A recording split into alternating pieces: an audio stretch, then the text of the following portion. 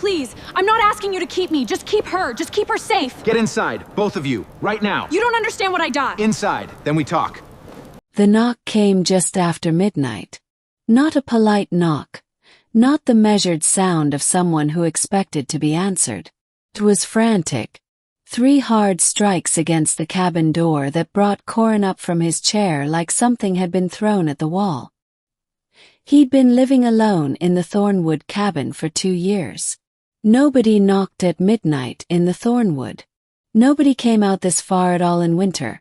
Not through the pass, not through the trees that closed in from every side and turned even familiar paths into something that could kill you if you made one wrong decision.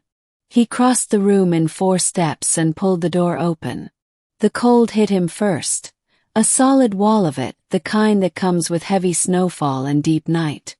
Then the light from inside spilled out and he saw her. She was kneeling in the snow just beyond the step.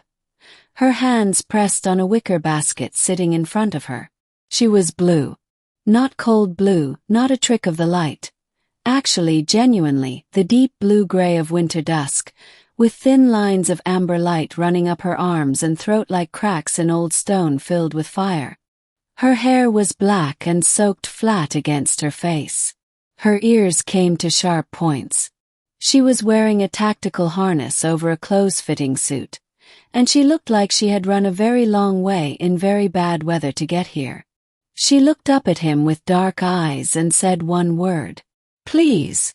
He looked at the basket. Inside, wrapped in layers of rough cloth and one piece of what looked like old wool, was an infant. Blue-gray skin. Tiny pointed ears. Eyes closed. Breathing, he checked, and yes, breathing, in the shallow, quick rhythm of something very new to the world. The baby couldn't have been more than a few days old. He looked back at the woman. She was shaking, not fear, he thought, or not only fear. She was freezing. The amber lines on her skin had dimmed to almost nothing. "Get inside," he said. "I only need," she started. "Inside," he said again. Not harshly, just as a fact. "Both of you. Now." She picked up the basket with hands that barely worked and followed him through the door. He put the basket near the fire and added 2 logs without being asked. The room warmed quickly. The cabin was small enough that it had to.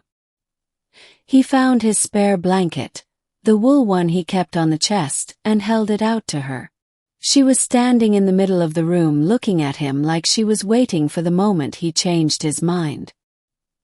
He draped the blanket over her shoulders himself when she didn't take it. "Sit," he said.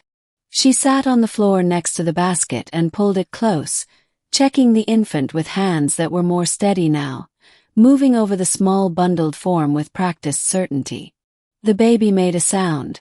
Small, not distressed, just present, and something in the woman's face cracked open and then closed again quickly.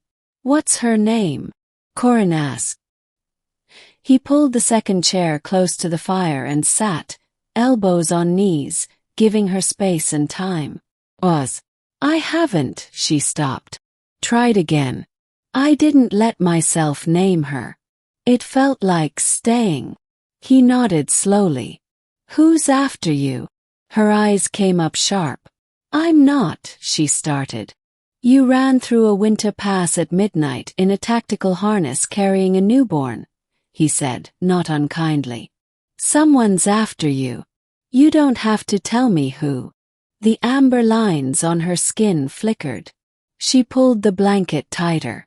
"Hunters," she said finally. "My people have a law.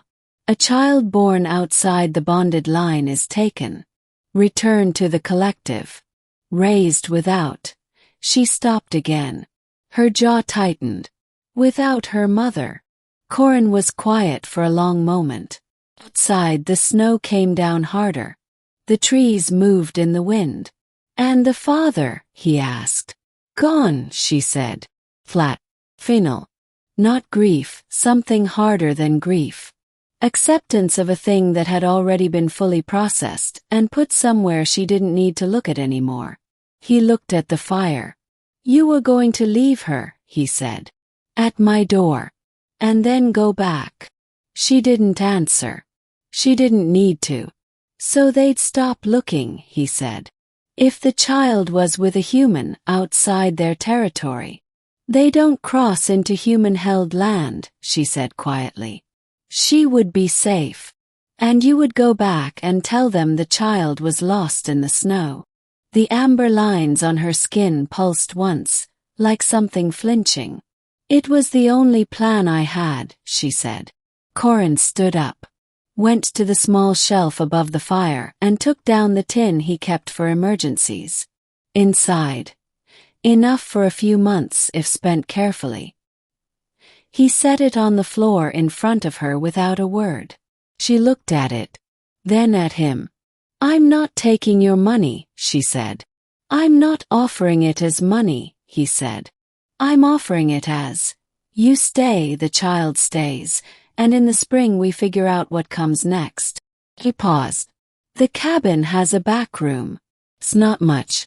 But it's warm and it's inside and no one comes out to the thornwood looking for anyone. She stared at him for a long time. You don't know me, she said. No. I'm not your kind. I'm aware. Then why, she said, and it came out quieter than she meant it. Raw at the edges, the question of someone who had been told no in too many different ways for too long. He looked at the basket. At the small pointed ears visible above the cloth. At the rise and fall of breathing that was new and fragile, and had made it through a winter pass in the dark against every reasonable odd. Because she made it here, he said simply. That has to mean something.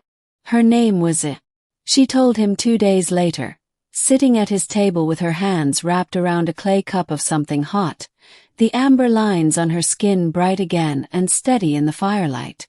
The baby was asleep in the basket near the hearth, and outside the snow had softened to something gentle, drifting rather than falling, the kind of snow that covered hard edges and made the world look briefly like nothing bad could live in it. Sei, he repeated. She nodded. And her. He tilted his head toward the basket. He was quiet for a moment. The fire crackled. The baby made that small sound again. Content present new. Ember, Sei said softly. Because she didn't go out. Corin looked at the amber lines on Assay's skin, glowing like cracks of light in winter dark, and at the child who had survived a midnight snowstorm wrapped in someone's last piece of wool. Good name, he said. Outside, the thornwood held its silence. Inside, for the first time in 2 years, the cabin felt less like a place to wait out the cold and more like somewhere worth staying.